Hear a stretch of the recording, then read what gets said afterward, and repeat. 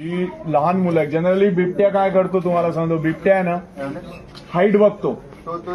Height बघतो, किती उंच आहे, किती मोठं दिसतंय, त्याच्यावरती तो ठरवतो अटॅक करायचं की नाही. ही साईज पटकन तो अटॅक करू शकतो. आता अजून तरी ह्या बिबट्यानी, जे काय आपल्या एरियात बिबटे फिरत आहेत, त्यांनी कुठल्याही लहान मुलावर पण अटॅक केलेला नाहीये. तो फक्त डुक्कर किंवा असे लहान प्राणी खातोय. त्यामुळे धोका नाहीये, पण आपण काळजी घ्यायची. विशेषतः एवढ्या साईजची मुलं सांभाळायची. यांना एकटं दुकटं पाठवायचं नाही. मोठ्या माणसांनी पण कधी असं खाली बसायचं नाही.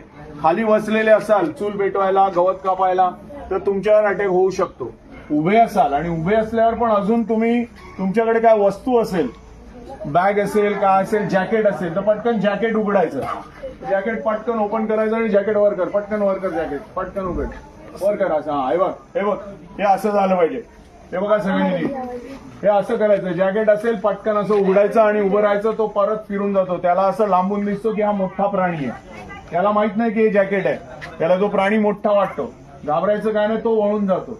समोरून बिबट्या आला, असा अचानक कुठे दिसला तर त्याच्या समोरून असे धावत पळू नका.